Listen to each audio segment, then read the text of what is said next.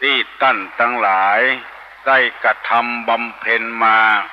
คุณพ่อคุณแม่คุณครูบาอาจารย์ผู้ประสิทธิ์ประสาทวิชาความรู้สิ่งศักดิ์สิทธิ์ทั้งหลาย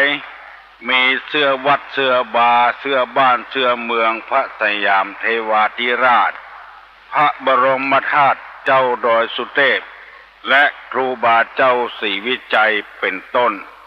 ขอกราบอาราธนาและเชิญชวนมาปกปักรักษาพ่อแม่พี่น้องพ่อหนานพ่อน้อยพ่ออุ้ยแม่อุ้ยปู่ป้านาอาลูกเต้าหลานเหลนญาติกาวงศาผู้รับฟังรายการนี้ทุกท่านขอเงื้อได้มีความสุขกายสุขใจเหมือนกันทุกผู้ทุกคนนานแสนนานได้เทินวันนี้ได้มาปะมาพบกับพี่น้องทั้งหลายคำบ้านคำจอง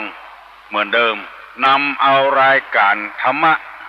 มาฝากมาฝังมาเสนอให้ท่านทั้งหลายได้รับทราบเพื่อเป็นคติเตือนอกเตือนใจนำไปพินิจพิจารณาแล้วนำไปปฏิบัติทรัพย์สมบัติที่เฮาหิหามาถึงวันนั้นมันบัจจัยของไผเป็นของเกิดในโลกเปลี่ยนกันกรรมเปลี่ยนกันยุบที่บ้านที่จองก็อย่างเดียวกันหมดชีวิตเอาไปแล้วคนอื่นก็สืบต่อไปแถมบางทียังบ่หมดชีวิตเตื้อก็ขายคนอื่นไปแถมเป็นของในโลกตกอยู่ในโลกบัจจัยไผคนใดคนหนึ่งซึ่งบางคนบ่เข้าใจก็เลยมาเป็นทุกข์เป็นยากกับทรัพย์สมบัติเข้าของเงินคำแจ้งบ่แจ้งก็ตื่นไปเสาะว่าหากินจะเอารวยคนเดียวได้คนเดียวปัดบ้านปัดจองปัดตี้ปัดขนก็นึกว่าทรัพย์สมบัติเป็นของเฮาความจริงนั้นเป็นของในโลกเปลี่ยนกันใจเปลี่ยนกันสอยแต่ธรรมะนี่เป็นของไผของมันไผมีแล้วเป็นผัวก็จะได้เป็นผัวดีเป็นเมียก็ได้เมียดีได้เป็นเมียดีเป็นลูกก็ได้เป็นลูกดีเพราะฉะนั้นจึงพยายามนำมาเสนอพี่น้องทั้งหลายทุกเจ้าก่อนที่จะได้ฟังเทศน์ฟังธรรมนี้ขอเชิญชวนท่านทั้งหลายได้ไหว้พระร่วมกัน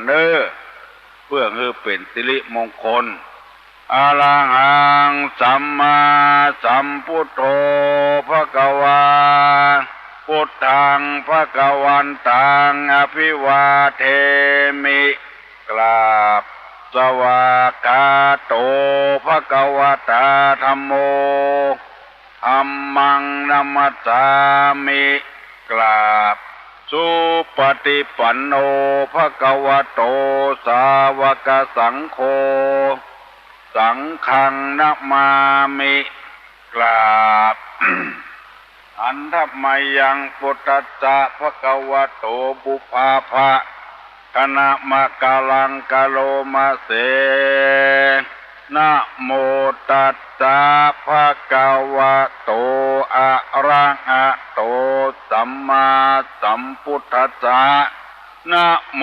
ตัสสะภะคะวะโตอะระหะโตสัมมาสัมพุทธัสสะนะโมตัสสะภะคะวะโตอะระหะโตสัมมาสัมพุทธัสสะ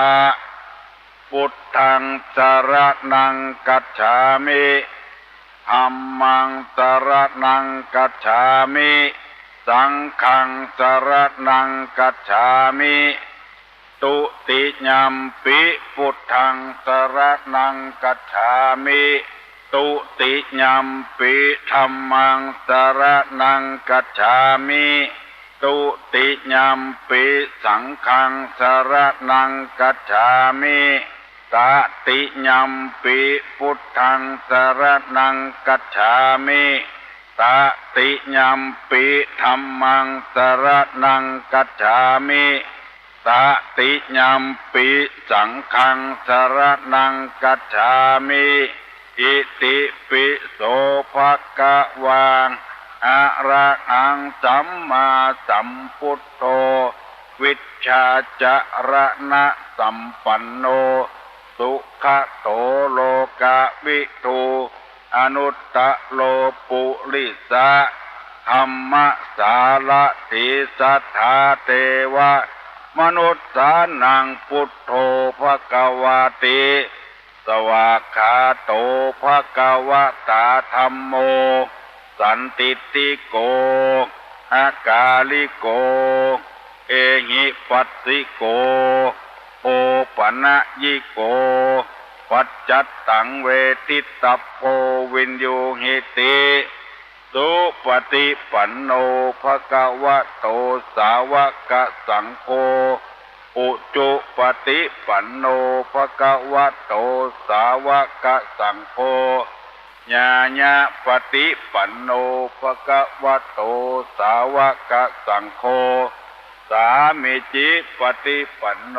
ภควโตสาวกสังโฆยะติตัง จัตตาลิปุริสายุคานิ อัฏฐะปุริสาปุคลาเอสะภควโตสาวกสังโฆอาหุไนโยปาหุไนโยกัคขิไนโยอัญจลิกาลนิโยอนุตตรังปุญญเขตตังโลกัสสาติกราบหนึ่งกราบสองกราบสาม ตอนนี้ไปจะได้บรรยายเอากรรมบะเก่ากับเอาธรรมะในทางพระพุทธศาสนามาบรรยายพี่น้องญาติโยมทั้งหลายได้ฟังก่อนที่จะฟังนั้นขอเมตตาอินดูกรุณากับพ่อแม่พี่น้องทั้งหลายเมื่อใดก้อยโทรมาหามาอ่านเนอฟังกรรมกันพ้องเนอสองเรื่องการบ้านการเมืองก็บ่ต้องถามสามเรื่องส่วนตัวก็บ่ต้องถามถ้าถามเป็นธรรมะธรรมโมนี่ก็จะตอบให้ฟังประเดี๋ยวนี้ จะได้นำเอากรรมบะเก่ามาเสนอให้พี่น้องทั้งหลายฟังเอาก็เคยได้ยินละไผเคยได้ยินละแล้วตุลุงจะได้อธิบายให้ฟังว่าเป็นจะนั้นโบราณเปิ้นว่ากิ้วปูกิ้วดอยในพ่อหันกิ้วคนในพ่อบ่หันกิ้วปูกิ้วดอยในพ่อหันกิ้วคนในไผ่พ่อบ่หันคำว่าปูก็ภาษาไทยว่าภูนั่นเองอย่างภูกระดึงคือภูเขาดอยนี่ก็คือภูเขาสะเดาสะเดียมกระเทียมหอมขาวกะเพราก้อมก้อมะละกอบกกล้วยเทศผักกระเฉดผักหนองฟักทองบกฟักแก้วเขี้ยวคือฟันขันสลุงกระบุงคือเปียดเกียดนี่แปลว่าจัง จังนี่แปลว่ายองมองนี่แปลว่าพ่อรูปรอกก็คือรูปงามตามก็คือตอยขโมยคือโจรตะโกนคือห้องอีน้องคือเด็กเล็กก็น้อยปอยก็ท่าฝากหน้าก็ฝากโน้นโดนตีก็โดนบุบยุบก็ว่าจับมิยับก็ตะไคร้อะไรก็อันหยังถังก็น้ำพุกู้ก็ว่าคุยมุยก็ว่าขวานนานก็ว่าเกินเมินก็ว่าลำก็ว่าอร่อยอีกน้อยก็อีกน้อยเดียวอีกหน่อยก็แถมน้อยเดียวเกือบเหี่ยวเกือบถึงซึ่งตึงนี่แปะเอาคนเดียวไผ่คนเดียวมันเนอเนี่ยดอยก็คือภูเขาภูก็คือปูดอยนั่นเองภูกระดึงคือดอยกระดึงเพราะฉะนั้นกิ้วดอยนี่เอาพอมันหันแต่กิ้วคนเขาเนี่ยพอบ่หันมันจะกิ้วเมื่อใดบุหูเตื้อเฮาหันว่ามั่งมีสีสุขมันบ่เสมอต้นเสมอปลายเอาเข้ากิ้วไปเคาะเลาะไปเหี้ยแล้วเคยเป็นลูกจ้างเพิ่นเป็นเข้าเพิ่นเอาลูกสาวฮืบกับเป็นพ่อเลี้ยงอย่างก็มีเคยเป็นพ่อเลี้ยงกับเป็นคนทุกข์คนยากก็มีเคยเป็นครูบาอาจารย์สอนคนมาค่อยบ้านค่อยเมือง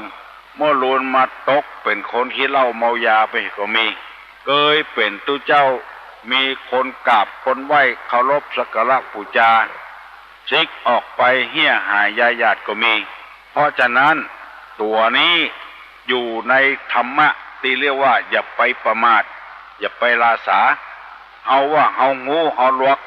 จะไปแอกท่าเบ่งท่าลำไปสักวันเฮาอาจจะล่มจะจมมันบ่มีคนช่วยเหลือเฮาตะเลิงมันมั่งไม่สีสุขตะเลิงมันดีแอกท่าแอกทางแห่บ่มีคนช่วยทางที่ดีที่สุดคืออยู่อย่างเสมอต้นเสมอปลายมีพี่มีน้องก็ไปมาหาสู่กันมีเพื่อนมีฝูงก็ไปมาหาสู่กันจะทุกข์จะยากลำบากลำบนเฮาก็ไปหาอยู่เป็นเพื่อนเป็นพ้องกันอยู่เสมอต้นเสมอปลายอย่าไปได้ดิบได้ดีแล้วกายขึ้นกายล่องแอกท่าแอกทางอันนี้มันผิดในหลักของธรรมชาติดอยเกี่ยวปูเกี่ยวดอยเฮาหันกิ้วนี่ก็คือมันแคบลงแคบพ้นในไผ่พอบหันปล่อยมันแหอยู่หันตือนกจักตายล่วงอยู่ยังไม้ตานกยังหันจักตายสักวันเพื่อนนกบ่แห่เพิ่นว่าอันเนี้ยกรรมโบราณเพิ่นว่าจะอีเพราะฉะนั้นของพี่น้องทั้งหลายอย่าไปประมาทอย่าไปลาสาเสมอต้นเสมอปลายตั้งเก้าฮักเท่าใดตั้งฝ่ายก็ฮักเท่าอันอยู่กับพ่อแม่พี่น้องอยู่กับสถาตายกอยู่เสมอต้นเสมอปลายเป็นพ่อหลวงเป็นแก่บ้านเป็นแคว้นก็ฮักเจ้าบ้านเสมอต้นเสมอปลายทำงานเป็นข้าราชการบ้านเมืองก็เสมอต้นเสมอปลายหมู่นี้เป็นต้นอันนี้นำมาเสนอ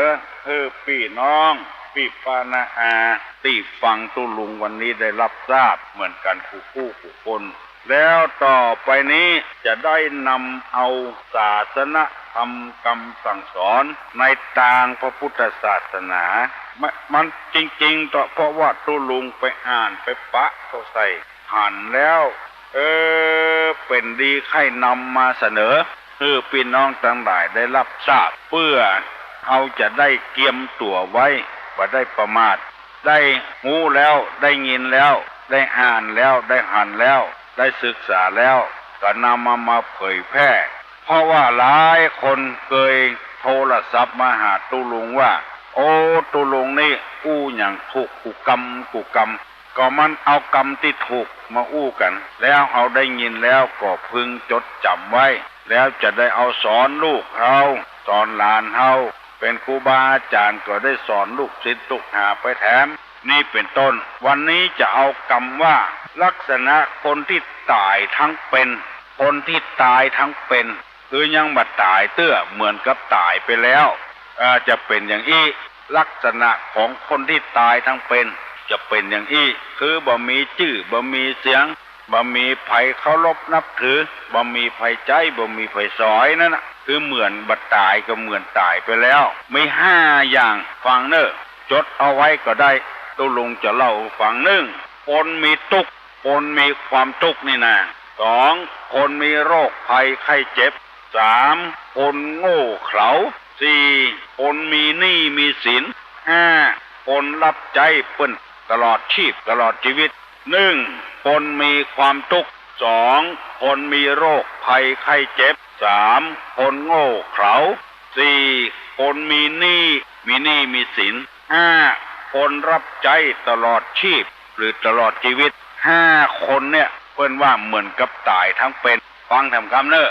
1คนมีความทุกข์2คนมีโรคภัยไข้เจ็บ3คนโง่เขลา4คนมีหนี้มีสินนั่นนะ5คนรับใช้ตลอดชีวิตตลอดชีพ5คนเนี่ยจำไว้เนอะแต่ถ้ากรรมตุลุงจะปิกมาถามแล้วจะขอเมตตาเวลากับท่านผู้ฟังทั้งหลายอธิบายให้ฟังมันหมายความว่าจะได้คนมีความทุกข์นี่หาความสุขบานหวานใจบ่ได้บ่มีภัยมาเปิ้งภัยก็บ่ได้ทุกข์ตลอดชาติคำว่าทุกข์ตัวนี้คือทุกข์ตั้งใจมีอันหยังก็บ่เหมือนใจใครได้ผัวแล้วก็บ่เหมือนใจใครได้เมียได้แล้วก็บ่เหมือนใจใครได้ลูกมีลูกแล้วก็บ่เหมือนใจใครได้รถมีรถก็บ่เหมือนใจใครได้บ้านมีบ้านก็บ่เหมือนใจใครกินอะไรหยังได้กินแล้วก็บ่เหมือนใจใ ตุกตลอดชาติ ก็มีความสุขบานหวั่นใจด้วยเปิ้นมีเทศกาลในบ้านในจองเอาง่ายๆว่างานบวชกางานเป๊กกาตายเป็นเหม็นเน่ากางานปอยหลวงกาบัดจ้อยบัดเติมไผถ้าเนี่ยสวนก็ไปสวนเนี่ยตุกตลอดชาติถ้ากาขายก็ขายครัวเนี่ยไผจะตายเป็นเหม็นเน่าก็มีความสุขอันเนี้ยเป็นห้องว่าคนมีความตุกเหมือนกับตายทั้งเป็นบ่มีชื่อบ่มีเสียงบ่มีไผเคารพนับถือยังบ่พอกับมีก็คนจังแถมต่างหากอันนี้เปิ้นฮ้องกันว่าตายทั้งเป็นบ่มีภัยทำหาจาข้าวจำไว้เนอะ อันนี้คนมีความตุกคนมีความตุกตลอดเวลาไผเนี่ยอย่างที่ไหนก็ตุกใจตัวเก่าหาความสุขบานหวานใจบ่ได้มีไอ้ยังก็เหมือนกับบ่มีลูกก็เหมือนกับบ่มียังบ่พอใจเด้อมีอันนั้นใดก็บ่พอใจเด้ออันนี้คือความตุกบ่พอใจมาเป็นตู้เจ้าก็ยังบ่พอใจเป็นตู้เจ้าเป็นพระเป็นเนนเด้อตุกอยู่อันเนี้ยคือตายทั้งเป็นจะอธิบายให้ฟังข้อหนึ่งสองคนมีโรคภัยไข้เจ็บอันนี้ก็อย่างเดียวกันตายทั้งเป็นหมดเลยหมดเพื่อนหมดฝูงหมดคนเคารพนับถือตู้ลงนำมาอู้นี่ก็เพราะว่าหูตัวเองว่าเป็นโรคภัยไข้เจ็บเมื่อแต่ก่อนยังหนุ่มยังกำนี่โอ้ไปทางใดก็มีคนเอิ้นเศร้ามีไอ้อย่างก็มาส่งมาว่าให้กันก็เดี๋ยวนี้เป็นโรคภัยไข้เจ็บแล้วภัยใบไข้มาเยี่ยมมาใจละนะตุลุงถึงว่าบางคนว่าไปไหนมาไหนใครมาแว่หาตุลุงบอกใครมาแว่พอหันตัวแล้วมาจางใจ เกือบคล้ายๆกับว่าหมดหวังไอ้ตะเปิ้งอย่างบ่ได้ละเมื่อเอายังตุ้ยปีดีงามอยู่มีคนมาเปิ้งพระอาศัยได้อุ่นใจอยู่พอเป็นโรคภัยไข้เจ็บประจำตัวนี่ภัยมาหันแล้วมันมามีที่อุ่นใจอย่างแล้วเพราะว่าความตายเข้ามาเบียดคนเป็นโรคภัยไข้เจ็บนี่บ่มีโอกาสที่จะไปช่วยไปเหลือภัยนักหนาป้าป้านถ้าหากว่าคนที่ยังหูดูยังเคารพนับถืออยู่เป็นสัพพุริสะเป็นคนดีคนงามก็มิ่งบ่ใจว่าละเหตุประตกประเสียงส่วนมากในคนบ่ใครคนบ่ใครม่วนใจละไปหันเป็นพญาติก่อนตุ้ยบ่เดี๋ยวนี้ผอมคนเป็นพญาติทั่วไปก็เหมือนกันเหมือนกับตายถึงเป็น บ่ใครมีคนมาใกล้มาไกลถ้ายิ่งเป็นคนบ่มีทรัพย์สมบัติแถมซ้ำให้ไผบ่มาใกล้มาไกลละเพราะว่าขอนมันบ่มีเฮ็ดบ่มีไผมาเยี่ยมมาใจแล้วหมดหวังหมดอะไรแต่อยากเคยมาเปิ้งพระอาศัยก็บ่เปิ้งพระอาศัยแล้วคือหมดความหวังไอ้ตะคนมีโรคภัยไข้เจ็บเนี่ยเหมือนกับตายถึงเป็นอยู่อย่างโดดเดี่ยวแต่ถ้ายังมีผู้หูผู้ลวกผู้ฉลาดก็ยังมาอุปถัมภ์อุปถากอยู่ก็มีจำไว้เนอะเพราะฉะนั้นเมื่อภัยเจ็บเป็นเย็นอุ่นในอย่างทำใจได้แล้วเหมือนกับเฮาตายถึงเป็นถ้าเฮายังคิดอย่างอื่นอยู่เฮาจะได้ตุกคิดว่าตะก้อนมีคนมาหาบ่เดิมมีมาหาจะตุกใจลงไปเฮาบอกเงินตัวเก่าว่าบ่เดียวเนี่ยเขาบ่มีความหวังอย่างกับเฮาแล้วอย่างอี้เป็นต้นลูกเต้าหลานเลนก็มาใกล้มาไกลละเขาบ่หวังอย่างเฮาละก็คือคิดว่าอย่างอี้แล้วก็เฮาก็หมดความทุกข์ใจบ่ต้องตายละ อีกสามคนมีคนโง่เขาคนโง่คนโง่ในบ้านเฮาอ่ะคนง่าวคนสลืมสลือหมู่เนี้ยก็เหมือนกับตายถึงเป็นไปหาภัยที่ไหน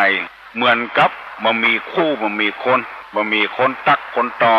คนง่าวนี่เพราะฉะนั้นจะต้องปรับปรุงตัวเก่าให้ตันคนฉลาดเฉลียวจ้อยการจ้อยงานคนผีบ้ากว่าโกงหมู่นี้เป็นต้นมันเขาหมดความหวังแล้วเหมือนกับต้นไม้มันจะเหี่ยวลงไปเขาก็บ่ใส่ปุ๋ยบ่รดน้ำละอันนี้ก็เหมือนกับอยู่โดดเดี่ยวในโลกนี้คนเดียวตายทั้งเป็นข้อที่สี่คนมีหนี้มีสินเหมือนหอยติดเคล็ดอย่างที่เขาว่าเป็นหนี้เป็นสินกล้วยบ้านกล้วยจองอันนี้ก็ตายถึงเป็นหันหน้าหันตาเขาถึงบุยปากก็ใส่ละเข้าหาภัยถึงมาได้พยายามจะไปให้เป็นหนี้เป็นสินเปิ้นนักลำไปพยายามจะไปขอเปิ้นนักลำไป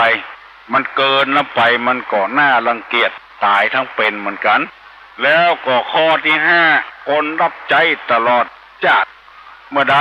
ก็เป็นลูกจ้างเปิ้นรับใจเปิ้นตลอดชาติอันนี้ก็ตายถึงเป็นเหมือนกันบ่งอกงามบ่ไผบุญบ่เป็นตัวของตัวเองสักเตื้อ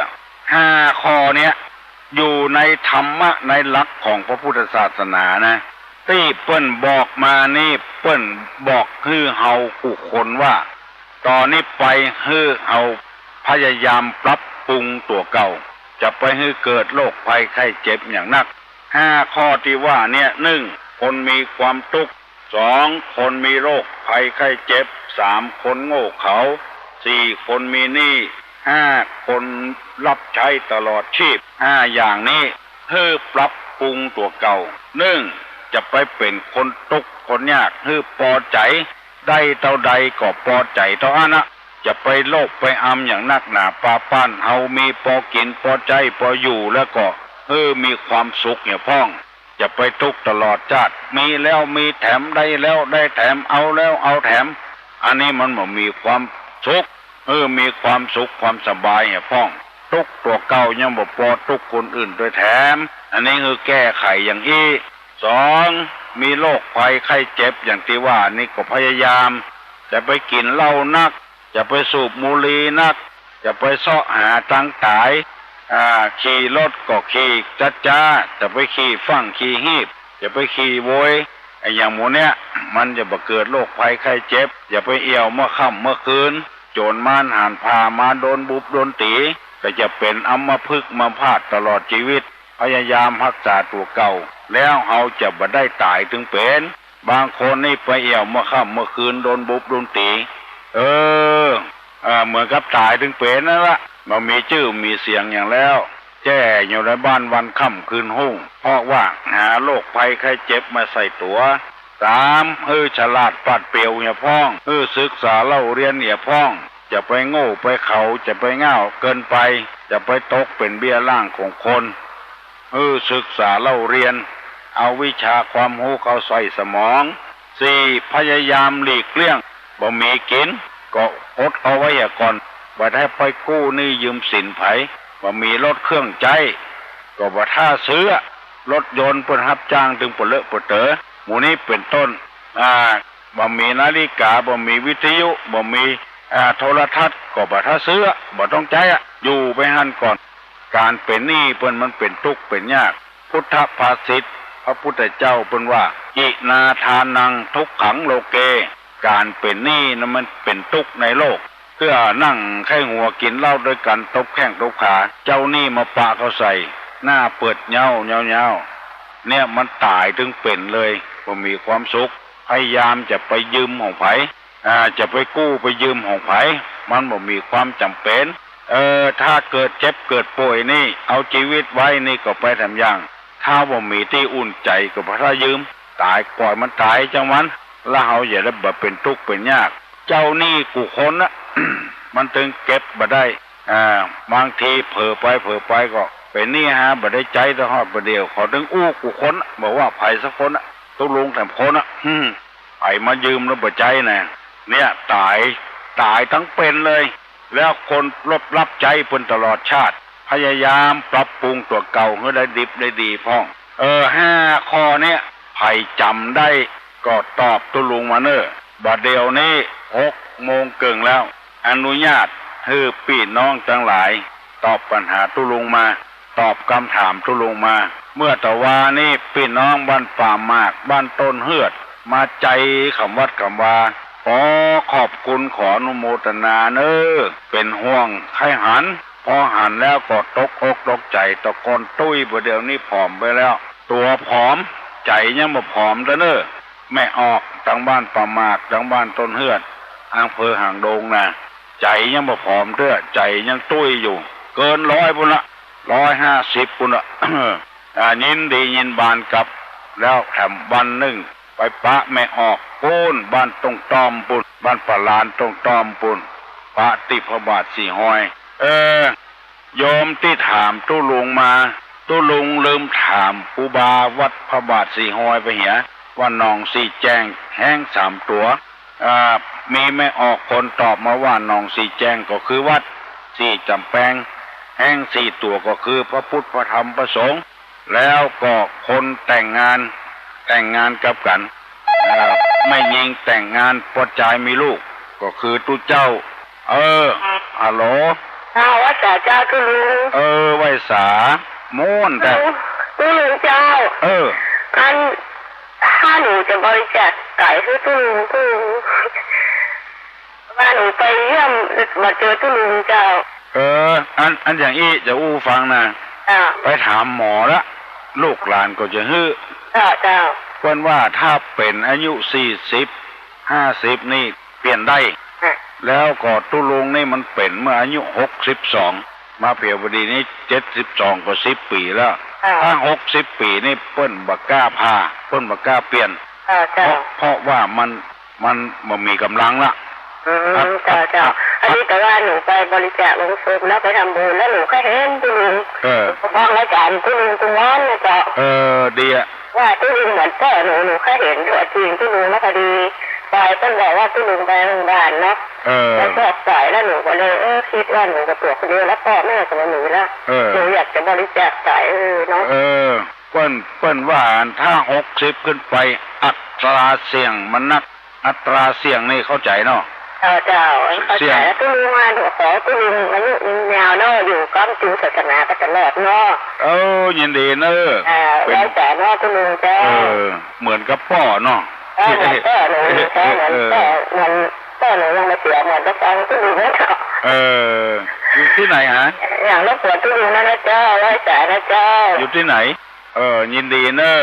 ลูกเนอะเมื่อเดือนนี้นะจะ7 โมงแล้วไผ่อยู่ที่นอนลูกเนอะวันเสาร์ก็จ้างเถอะลูกเจ้านี่มันได้เพียบนะลูกเจ้าได้กินยอดตั้งพักตั้งฝายลูกขวายได้กินพักตั้งเก้าครบแข็งไผ่อยู่คุดคูอยู่ลูกเนอะยินดีเนอะแม่ออกโทรศัพท์มาได้ยินเสียงตุลุงเหมือนกับพ่อสั่งสอนดีแล้วได้ลูกถึงคนละลูกศิษย์ลูกหาหม่นอกหม่นใจเนอะฮัลโหลนมัสการเจ้าอันจะว่าใดดีหาว่าใดเตอะว่าอย่ามาก็ว่าเตอะเหมือนกับปัญหาตุลุงเจ้าจะตอบปัญหาตุลุงไหมคะตอบปัญหาตุลุงตะเกียเจ้า4 ข้อตะเกีย5 ข้อเกียแต่มันได้บางข้อก็ได้ใช่ค่ะวันนี้คนที่ตายทั้งเป็นเจ้าเป็นคนมีความทุกข์มีความทุกข์เนาะมีไอ้หยังก็ทุกข์ดูตลอดเวลา2เป็นโรคมีโรคภัยไข้เจ็บ3อันข้อ3นี้บอกใครได้คนบ่ลวกเนี่ยกะคนบ่ลวกเนี่ยตายทั้งเป็น4คนเป็นหนี้เป็นสินเพิ่นจ้ะมีหนี้มีสินเพิ่นเนาะตายทั้งเป็น5คนรับใช้จ้ะคนรับใช้ตลอดชีวิตเนาะบ่ได้เก่งเนาะหูตัวอย่างเนาะยินดีหาบ้านอย่างบ้านอย่างโอ้ยหลานตุ๊กนะจ้ะลูกหลานตุ๊กนะให้หวั่นใจเลยบอกให้บอกมาหาเจ้าม่วนใจให้หวั่นได้ไรมีตุ๊กระวังเนอะตายต้องเป็นเนอะใช่ค่ะตายต้องเป็นจ้ะหัวเนาะใครเขาจะผลแล้วเจ้าบรรลุผลแล้วเจ้ายินดีบรรลุผลก็ยินดีแล้วเก่งแล้วเนอะคนมีความทุกข์คนมีโรคภัยไข้เจ็บคนโง่เขลาคนมีหนี้คนรับใช้ตลอดชีพเป็นคนตายถึงเป็นฮัลโหลนมัสการครับตุลุงได้ข่าวว่าอันตะวันดอนแก้วของตุลุงนี่มีการบวชให้พระร้อนได้ครับที่วัดดอนแก้วเนอะครับมันจะต้องบวชจะได้หาครับต้องมีเตียงมาอย่างพระทหารหลวงลองไปติดต่อเพิ่นไว้เราเพิ่นเอาใบมาให้ตุลุงนะครับผมเอาไปมีลูกครับผมไปบวชตัวเจ้าก็ได้บวชเน้นก็ได้ท่านใดวันที่ท่านใดไปผมครับนั่นนะมาเอาใบมาให้ตุลุงลืมเอามาห้องส่งวันพุธอย่าอู้ฟังครับเนี่ยเดือนมีนาไปหาเมษาเนี่ยครับผมโวยเนี่ยก็มาอั้นก่อนหลังปีใหม่อย่างมื้อเนี้ยครับผมไม่จะได้ผมจะเราตกลงฟังประกาศทางกรรมเราลงเงาถ้าใครหูก็ไปติดต่อที่วัดดอนแก้วก็ได้ครับผมมุติก็ดอนแก้วอะไรครับ มันหน้ากองพันสตางค์เนี่ยเข้าไปทางมาออกกันนะครับผมไปแถมสักเกินกิโลป่ายเนี่ยครับผมจะได้พูดตกลงประกาศทางกรรมรงค์เนาะครับผมมาสกัดครับเจริญพรดีเนอะดีคือจำไว้เนอะจะไปเป็นคนมีความทุกข์นะคือพอใจในสิ่งที่ตัวมีอยู่จะมีความสุขนะแต่ก่อนเขามีสักอย่างไม่ได้เขามีแล้วก็คือพอใจพร้อมกันฮัลโหลกลับมาสแกนได้วันนี้มีสติน้องนะวันนี้นะเป็นพุ่มเป็นพวงแต่เข้าใจก็เข้าใจดีก็ที่เขาจะแว่นะกะลุงต้องพรนะกะที่ไปไหว้แต่ว่าที่ไปไหว้แต่ว่านะกะประมาณเนาะที่ลุงจะไปอู้น้อยใจกะที่ลุงจะไปอู้น้อยใจมีกำลังอุปมาเปรียบเทียบมาได้เปรียบเทียบกะเปรียบเทียบมาได้มีกำลังใจที่ลุงนะเจ้าแต่ก่อนมันอันโลกไปทางใดก็มีคนเอิ้นเศร้ามาเกี่ยวกับอ้วนกับผอมจ้ะเอาคนว่านะเนาะที่ลุงยังมีพรสวรรค์นะจ้ะกำไรตึงอย่างดีเต็มทั้งอย่างจ้ะมาหันแล้วก็ตกใจก็บ่ตกใจอะไรวะตกใจจ้ะบ่ตกใจเต็มไม่ขาดแล้วหรอเดี๋ยวว่าหมดหวังแล้วอีกประธานยังก็วันนี้ประธานแล้วอิ่มอกอิ่มใจจ้ะอิ่มอกอิ่มใจเลยยินดีเนอะขอหายบ้านหายเกินเลยบุญรักษายินดีเนอะเป็นห่วงเป็นหามม่วนอกม่วนใจเนอะฮัลโหลไว้ต่อเจ้าตุ้ลุงเจ้ามาถามวันนี้น้องถามก็แล้วกันน้องถามน้องแอมน้องพิมน้องบิวน้องป๊อปถนนในอย่างคนมาเดินรถกับไปเดินถนนในอย่างคนมาเดินรถมาเดินเนาะคนกับบ่เตียวรถกับบ่เตียวถนนในอย่างกันเดียวเนาะน้องอามน้องพิมน้องบิวน้องป๊อปตอบเนอะถนนในอย่างรถกับบ่เตียวคนกับบ่เตียวถนนในอย่างไปตอบได้ตอบมาเนอะถ้าไผ่บ่ตอบมาตุ้ลุงจะถามว่านอนน้ำลายไม่ไหลอยู่นิ่งเหมือนตายอย่าเข้าใกล้หากเจอนอนน้ำลายไม่ไหลอยู่นิ่งเหมือนตายอย่าไปเข้ามันใกล้ถ้าหากปะมันจะไปใกล้มันไอ้อย่างเวลามันนอนน้ำลายบ่ไหลอยู่นิ่งเหมือนมันตายแล้วอย่าไปเข้าใกล้เนอะไอ้อย่างเข้าใกล้ก็เสร็จมันอ่ะ ดักปิ้งมาจากเมืองแขกตีไม่แตกฟันไม่เข้าไอ้อย่างมาจากเมืองแขกตีไม่แตกฟันไม่เข้าไอ้อย่างดักปิ้งหมดเอาเฮ้ยขี้มูกปงแก้ผ้าทงเทงไม่ชัดเกรงไฟดับไม่เช็ดเกรงไฟดับบัดได้สักข้อเลยขี้มูกปงแก้ผ้าทงเทงไม่เช็ดเกรงไฟดับฮัลโหลนมัสการเจ้าตอบข้อใดข้อตอบข้อที่เป็นแขกนะเจ้ามันคือเงาอ่ะเจ้าเงาคนนั้นนี่นะเจ้าถูกต้องแล้วครับถูกอะไรกับนมัสการเจ้าหน้ากากง่อมกับลูก1211058ไปตอบได้ตอบมาเนอะนอนน้ำลายไม่ไหลอยู่นิ่งเหมือนตายเข้าไปใกล้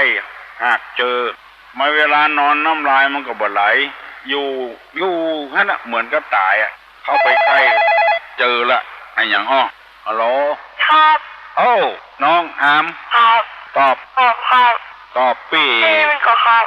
จะเข้ครับแล้วตอบปี่นั่นเนาะปี่พิพิธสมัยตอบได้ก็ถนนในอย่างคนก็บ่เตียวรถก็บ่เตียวถนนในอย่างถนนปิดครับที่ถนนคือเตียวใจรถก็บ่เตียวคนก็บ่เตียวครับถนนพ้นปิดกะง่ายลงไปลูกถนนยังว่าขึ้นว่าถนนจังการกะแม่นหมูครับ ยินดีนะลุงนะครับครับสวัสดีครับจะเข้แม่นละนอนน้ำลายบ่ไหลนอนนิ่งเหมือนตายเข้าไปใกล้โดนละเจอละมาจากเมืองแขกตีก็ไม่แตกฟันก็ไม่เข้าคือเงาคนขี้มูกโป่งแก้ผ้าตรงเตงไม่เช็ดเก่งก็ไฟจะดับไม่เช็ดเกรงไฟจะดับขี้มูกโป่งแก้ผ้าตรงเตงบัดเจ็ดกันเดียวไฟจะดับอ่ะต้องเจ็ดมันเห็นก่อนไอ้อย่างขี้มูกโป่งแก้ผ้าตรงเตงถ้าบัดเจ็ดกันเดียวไฟดับอ่ะ121053058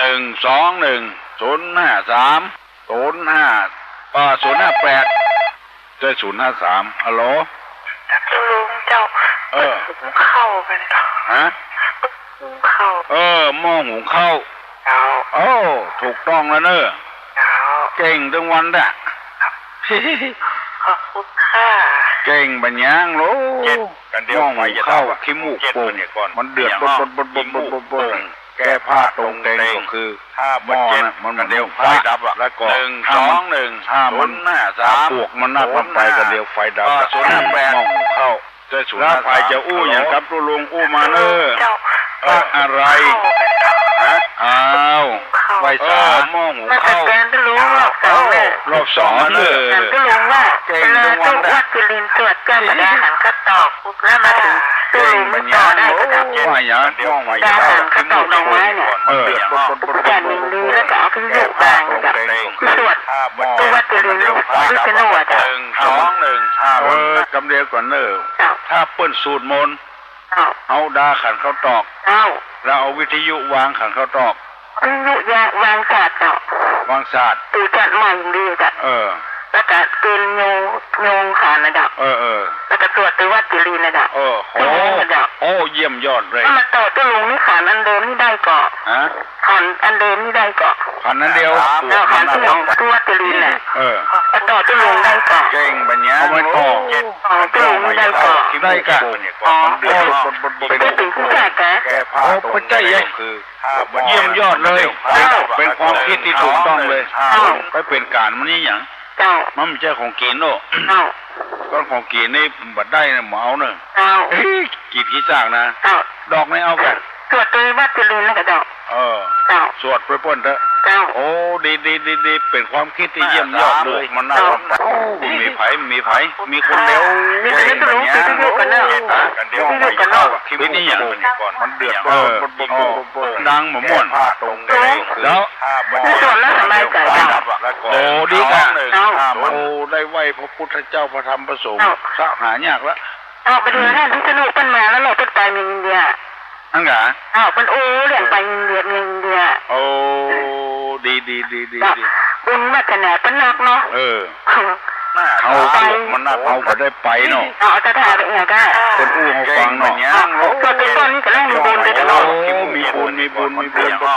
เอาไปได้แจ้งได้ด่าไปลูกให้พระเจ้าพระธรรมพระสงฆ์ว่า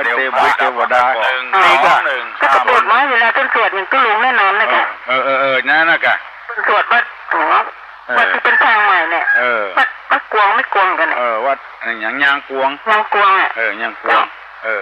แล้วก็เปิดไว้เลยจ้ะมีคนเดียวในโลกเลยนะ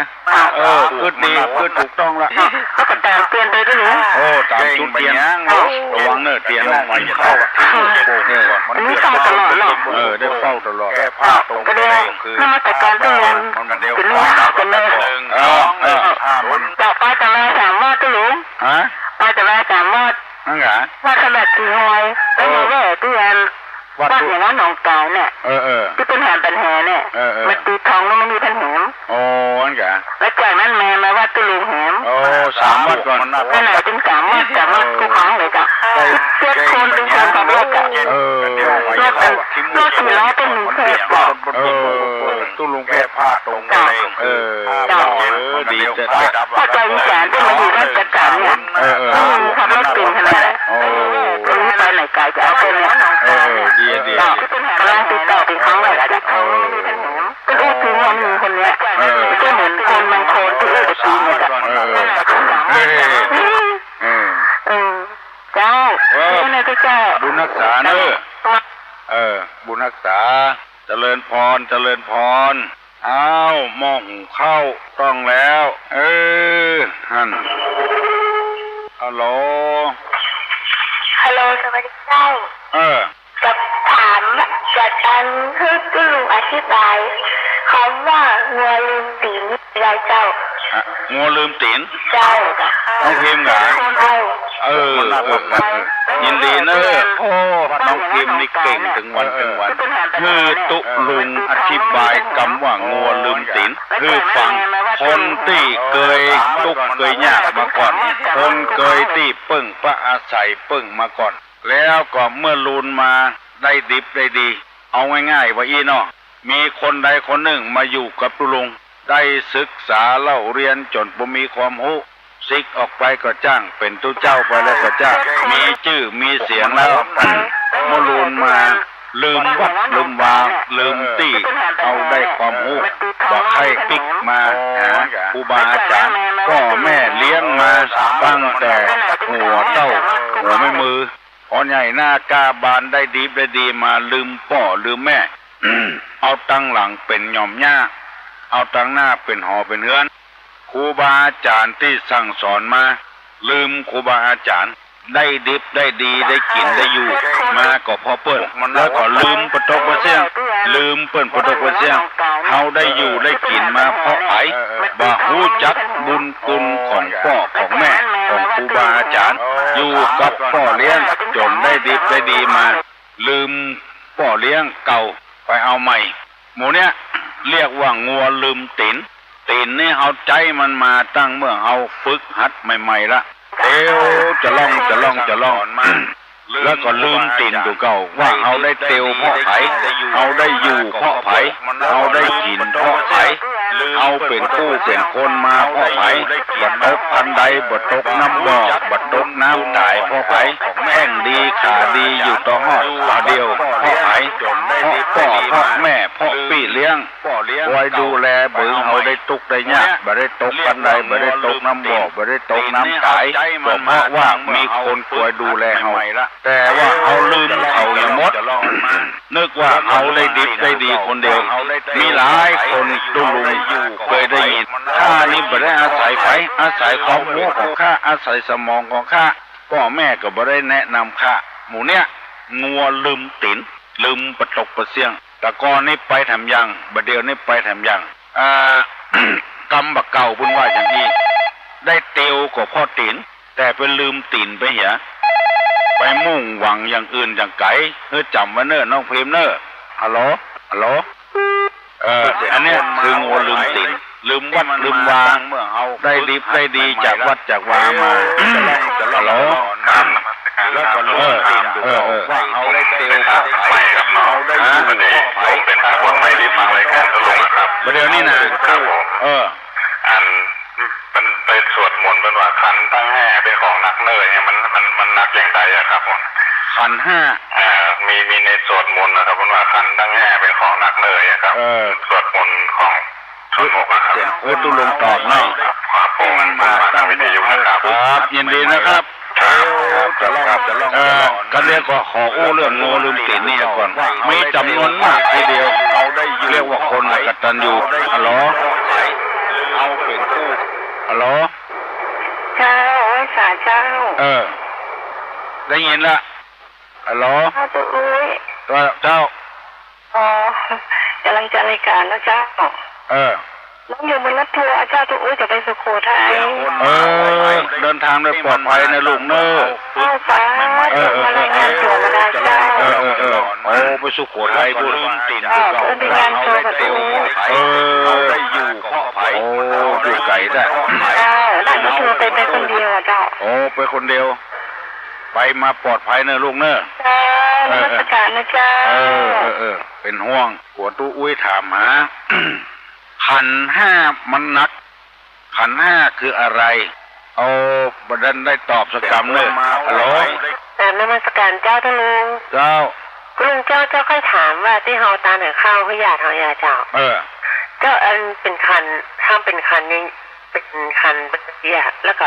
เป็นแปลงสดลายสดเนี่ยพร้อมกันเจ้าว่าอย่างก็ลืมไปละ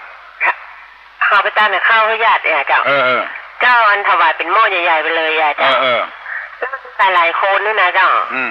ถ้าทำเป็นสวยๆเอาใส่ลาดตานี่มันจะได้5 ประดับโอ้จังอันน่ะ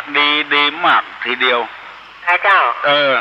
เจ้าคนก็ว่าต้องทำเป็นคันกุ๊กคนเนี่ยเจ้ามันจะถ้ารวมกันนี่มาเป็นยังมั้งเจ้าเป็นยังทำดีกันทำดีตู้เจ้าคนหนึ่งบอกเด้อคนรู้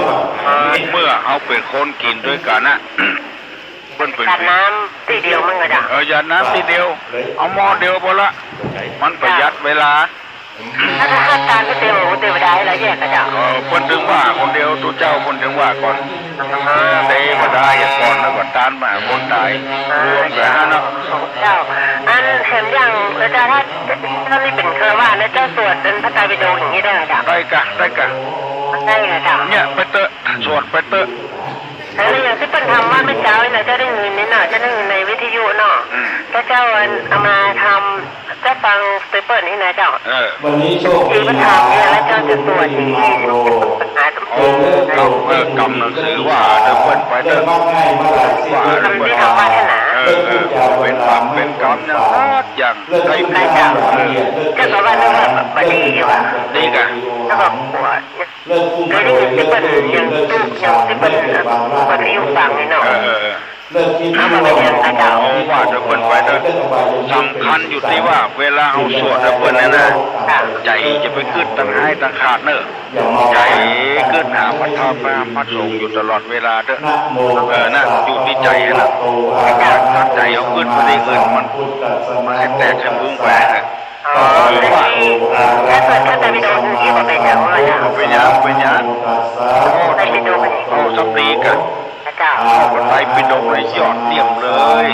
มันจะเรื่องว่าเป็นมันยิงเป็นมาได้เดือน18อย่างนี้สุดใช่ลิ้นอย่างได้ลิ้นอย่างได้ถูกต้องละทำถูกละเจริญพรเนอะเจ้าคุณรักษาเนอะพระคุณเจ้าที่บวชใหม่ว่าขันธ์5มันนับขันธ์5กายกับใจในแบ่งออกเป็น5กองเรื่องขันธ์5 1รูป2เวทนา3สัญญา3คือสังขารวิญญาณรวมเข้าเป็นนามรูปคือเป็นรูปขันธ์5นี่แบ่งออกเป็น5กองรูปแล้วก็เวทนานี่คือความทุกข์ความสุขความประทุกข์ประสุขอันนี้ก็นักนะสัญญาคือความจำความประจำความจำนี่ก็เป็นทุกข์นักขันธ์5กายกับใจแบ่งออกเป็น5กองในขันธ์5รูปร่างเอาเนี่ยร่างกายเอาเนี่ยก็นักสปะสะปืนเวทนาสัญญาสังขารคือสิ่งที่ปัจจัยปรุงแต่งขึ้นก็เป็นเรื่องนักหมดอะวิญญาณคือความคิดความนึกความรู้อะไรอย่างต่างๆนี่ก็เป็นวิญญาณรูปเวทนาสัญญาสังขารวิญญาณเวทนาสัญญาสังขารวิญญาณนี่เป็นนามรูปก็คือเป็นรูปอันนี้มันนักอยู่แล้วถึงวันนี้เดินพรว่าแต่ด้วยนะที่มันอยู่ว่าอย่างพระเจ้าโสภณารามเจ้าไปตามพัฒนาที่ไหนแล้วกันเลยแต่สวยมันที่ตาลงศพนะวัดที่ไปทำลงศพเนี่ยต้นไม้ต้นได้แล้วไปฟังก็รู้แล้วดีม่วนก็ม่วนเข้าใจก็มันได้ความรู้ดีสบายใจตัวนี้สบายใจทั้งกับพยายามฟังถึงวันเนาะฟังถึงวันจ้ะเพื่อนทำบ้านใกล้เพื่อนฟังใช่กับฟังจ้ะแม่ก็ฟังบ้านอย่างเป็นส่วนชินบัญชรอย่างเป็นได้หมดเก่งนะอายุนักล่ะนี่ได้50ฝ่ายละเก่งเนอะเจ้ามาสอนยังไม่ได้เลยแม่นี่จำหมดแม่นี่จำหมดเนาะสวานักจะดูจะจำมาตาละสามเนี่ยเนาะเก่งก็เปิ้นสวดไปทั้งวันเนอะให้เจ้าขู่ค่ำได้ดีทั้งนั้นเปิ้นว่าอันเนอะตายไปไว้ประตูน้องหกว่ะ สวดที่นั่นไม่จองเลยนะแล้วก็สวดไปถึงวันเด้อบ้านไหนอ่ะจ้าแม่สวดแล้วแต่ก่อนญาติมาน่ะจ้ะดีละจ้าแม่พระธรณีเป็นสักขีพยานอยู่บ้านไหนอ่ะอยู่นั่นเป็นเลยพระเจ้านั่นเป็นเลยสมตองพระเจ้าเขาต้องลุกจ้าจ้าซึ่งก็เคยมาเกิดบ้านโศกแล้วจ้าไปกันจ้าเขาแล้วแม่อุ้ยตายแล้วแบบกูไปซึ่งว่าแบบจะได้จ้ะไม่ยำหนุ่มไปกะไปโอ้ได้ยินเสียงปุ้นได้ยินเสียงปุ้นเหรอชัดก่อนยินดีเนอะกรรมเนี่ยถูกต้องละไหวสาเนี่ยขันห้านี่มันนักตึงวันเนี่ยเอาแบกขันห้าไว้ตึงวันเนี่ยเอาบอกหูซึกบ่ได้แล้วบ่มีศาสนาไหนมาสอนมีในทางพระพุทธศาสนาเนี่ยเนอะทุกปีที่บวชใหม่นี่นะเพราะฉะนั้นจะได้บ่ฮื้อมันนัก